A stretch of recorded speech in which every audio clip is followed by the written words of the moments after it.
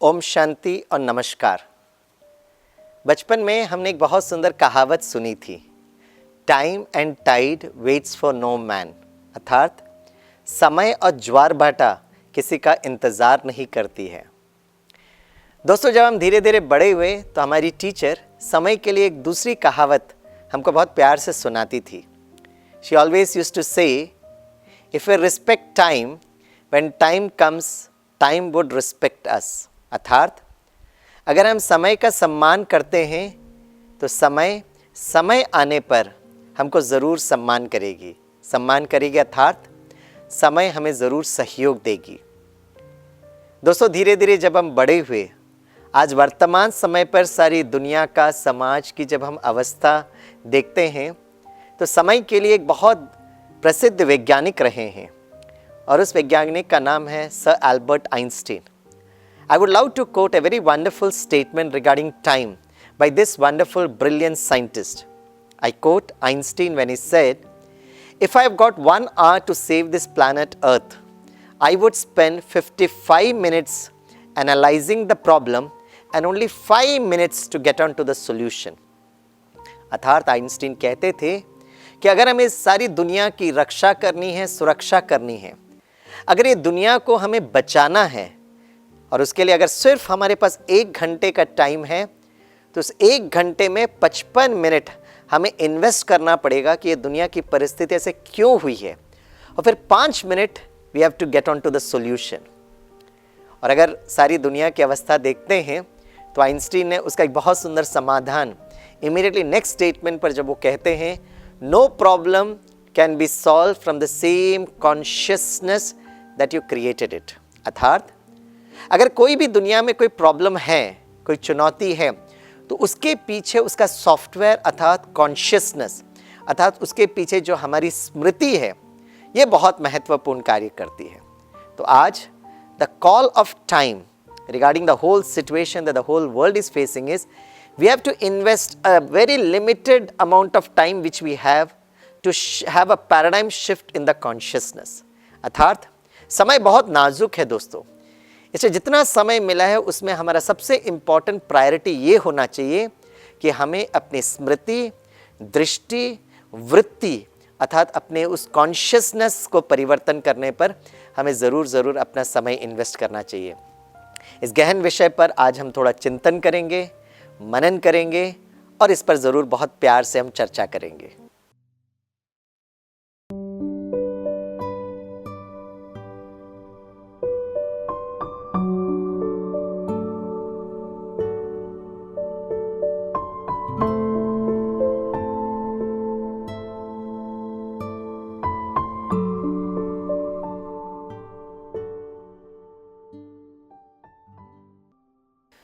So friends, what is very important now is to understand what is consciousness, what constitutes our consciousness, right? So in fact, right from morning till evening, what we look at it, what we think about it, what we perceive, and accordingly what we behave and respond to situation actually constitutes our consciousness. दोस्तों, सुबह से शाम तक जहाँ पर भी हमारी दृष्टि पड़ती है, उस दृष्टि के साथ साथ हम उस सीन के प्रति हम क्या सोचते हैं, what is a flow of energy, हमारी वृत्ति और दृष्टि और वृत्ति के हिसाब से जो सुबह से शाम तक जो हम कर्म करते हैं, हमारी कृति जो है एक्चुअली हमारे सारे जीवन का वो संस्कार या कॉन्शियसनेस कहो, उससे उसका निर्माण होता है, राइट? जैसे आज मैं यहाँ पर गॉड्स ओन कंट्री केरला में बैठा हुआ हूँ, चारों तरफ एक बहुत सुंदर दृश्य है, बहुत सुंदर प्रकृति है, that's so much of a beautiful nature all across. तो जब हम ये सुंदर सी प्रकृति को देखते हैं तो नेचुरली मन बहुत शांत, मन बहुत प्रसन्न, बहुत खुशी का अनुभव होता है, राइट? लेकिन हमें समझना ये है कि आज सारे विश्व के लिए एक सबसे बड़ी जो चुनौती है is to how to take care of this beautiful nature. हमको पता है कि the whole world is facing so much of a climate degradation, there is so much of an environmental pollution that is happening. लेकिन अगर हम ये सुंदर प्रकृति को देखेंगे तो उस प्रकृति के प्रति कितना हमें आभार होना चाहिए, कितना हमें शुक्रिया अदा करना चाहिए कि इस समय पर भी ये प्रकृति हमारे इतना स्नेह से हमारी प्यार करती है, हमको प्यार करती है, हमारी पालना करती है। So in fact friends, the whole of the nature is comprised of 5 elements. पूरी जो प्रकृति है 5 तत्वों से बना हुआ है। धरती तत्व है, जल तत्व है, अग्नि है, वायु है, आकाश है। अक्सर हमको लगता है ये प्रकृति को हम किस तरह से हम इसका ध्यान रख सकते हैं। परमात्मा ने बहुत प्यार से हमें इसका एक जवाब दिया है और परमात्मा ने कहा है अगर इस प्रकृति को हमें सचमुच कुछ पालना का रिटर्न अगर हमें देना है तो हमारी आंतरिक जो प्रकृति है उसको ठीक करना बहुत बहुत ज़रूरी है।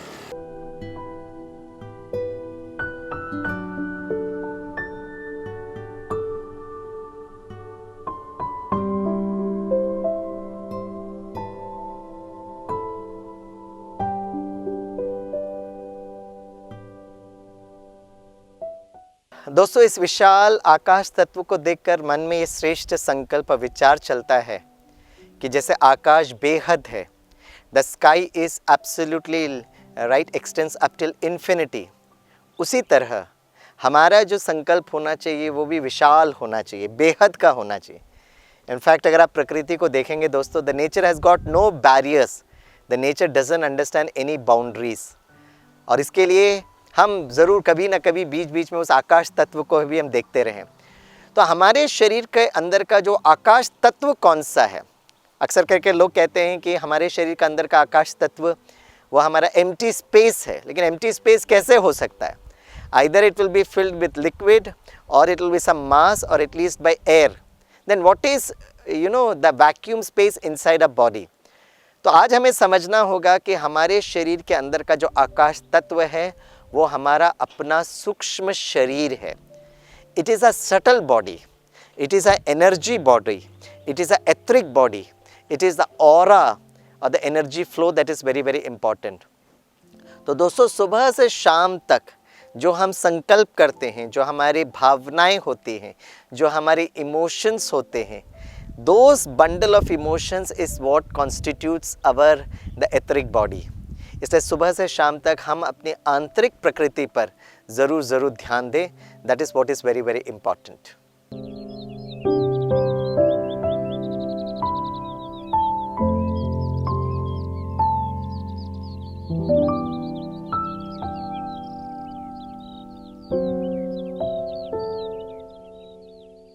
So my dear sweet friends, we can heal and we can take care of the external nature when we understand our true innate pure nature and stabilize our emotions and feelings onto that pure nature. हम बाहर का प्रकृति की रक्षा, सुरक्षा, उस पालना का return हम तभी दे सकते हैं जब हम अपने आंतरिक प्रकृति की उस दिव्यता को महसूस करें और सुबह से शाम तक अपने उस दिव्य प्रकृति के द्वारा अपने सारे दिन का कार्य करें। तो जैसे दोस्तों हमारा जो धरती तत्व है, बाहर का धरती तत्व और हमारे शरीर के अंदर का जो मसल्स एंड बोन्स, उसके लिए जो चाहिए और वो है शक्ति स्वरूप। हमारा जो जल तत्व है उसमें जो हमको जो भावनाएं ज़रूरत है वो हमारे पवित्र संकल्प और पवित्र इमोशंस की ज़रूरत है। हमारा जो वायु तत्व है उसके लिए जो ज़रूरत है वो है स्नेह और प्यार। हमारी जो अग्नि तत्व है उसके लिए जो ज़रूरत है वो है सुख और हैप्पीनेस। और सबसे इम्पॉर्टेंट हमारे शरीर का अंदर का जो सूक्ष्म शरीर है या आकाश तत्व है उसका ध्यान रखने के लिए हमें सुबह से शाम तक हम शांत स्वरूप रहें, स्थिर स्वरूप रहें। Can I always be peaceful? So this 5 emotions of that power of purity, of love, of happiness and most important is the feelings of peace। जितना हम इस आंतरिक प्रकृति में टिकेंगे तो बाहर का प्रकृति automatically will be taken care of. इस पर हम ज़रूर चिंतन करिएगा और इस पर हम विचार ज़रूर करेंगे।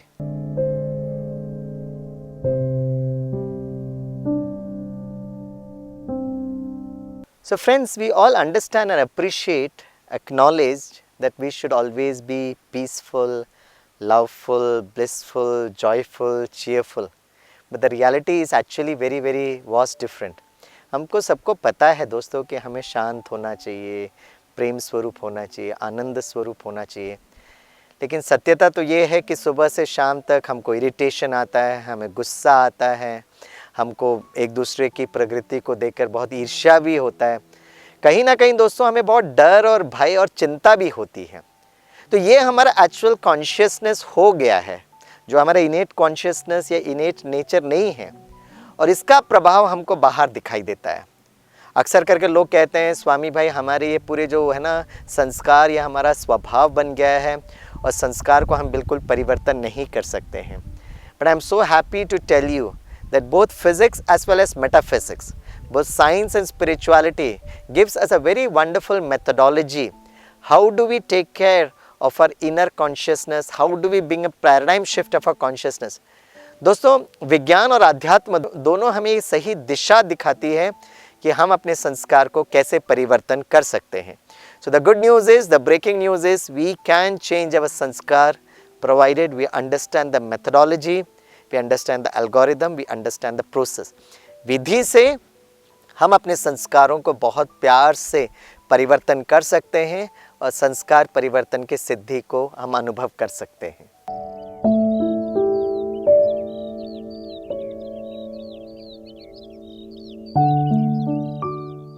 So my dear sweet friends, let's try to understand the beautiful complementary role of science and spirituality. Many years before, science did a very wonderful experiment to understand the actual nature of light. विज्ञान और अध्यात्म ने दोनों ने मनुष्यों को बहुत खुशी देने का प्रयास किया।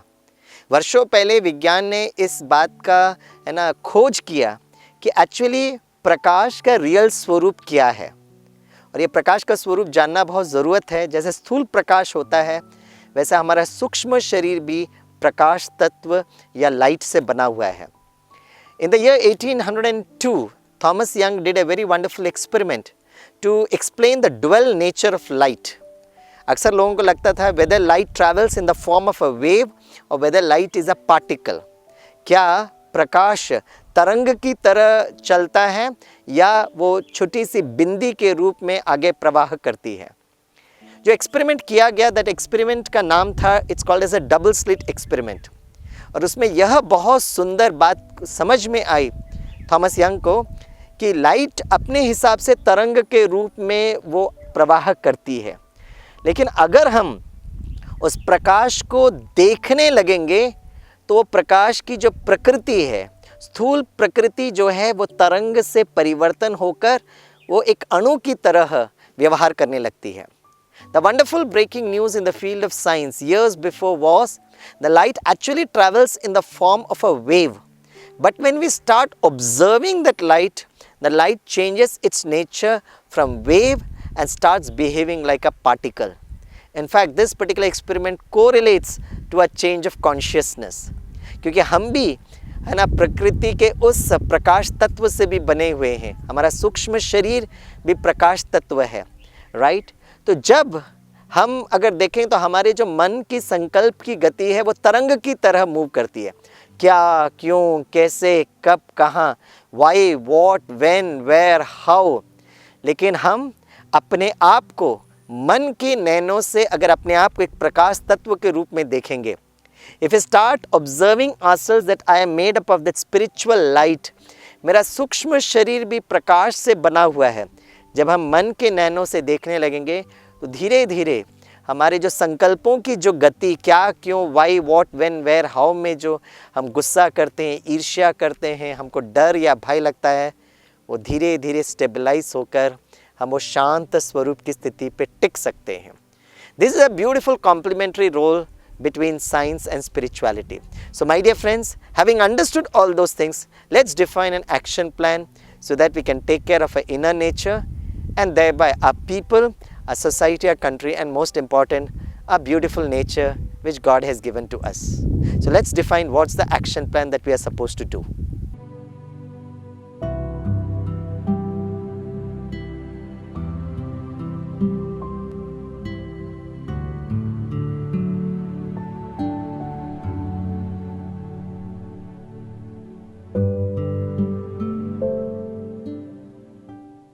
So friends, the question is what should be an action plan? अभी हमें करना क्या है? So today I am here to suggest you simple 5 points which we should take care. Number one is be light.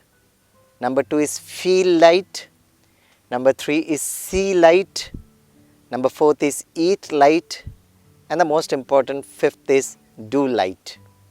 अर्थात अपने आप को सबसे पहले लाइट के स्वरूप में देखें कि मैं शरीर से अलग एक अति सूक्ष्म चैतन्य बिंदी हूँ, आत्मा हूँ जो प्रकाश स्वरूप है।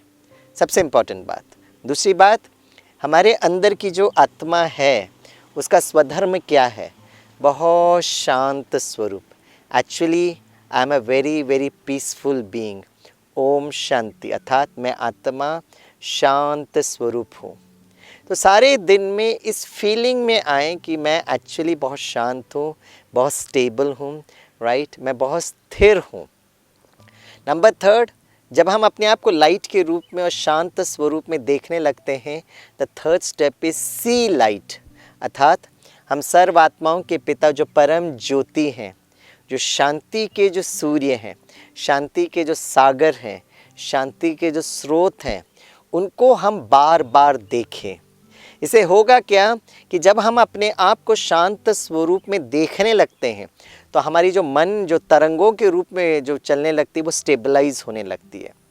दोस्तों, जब हम उस परमात्मा के उस प्रकाश स्वरूप को मन के नयनों से जब हम देखने लगते हैं तो हमारा ऑरा इतना स्ट्रॉन्ग और शक्तिशाली बनता है कि दिस ऑरा स्टार्ट्स, है ना, empowering the whole nature. The aura starts transforming the sanskar of others also. This is something that we always need to experiment. तो बार बार मन से उस परम ज्योति को हम देखना आरंभ करें।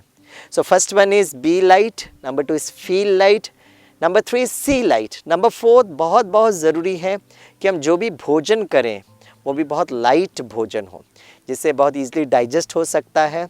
जब हम भोजन करें तो प्रकृति ने जो इतना सुंदर भोजन दिया उनका धन्यवाद दें, उस परमात्मा का धन्यवाद दें।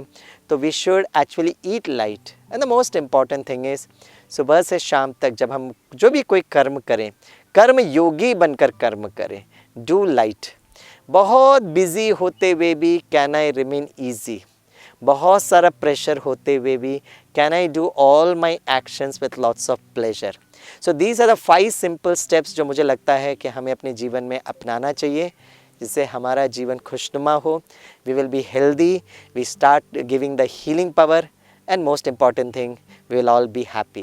Thanks for listening to me. It was a beautiful opportunity to have such a wonderful heart-to-heart interaction with all of you. Thank you very much. Om Shanti and Namaskar.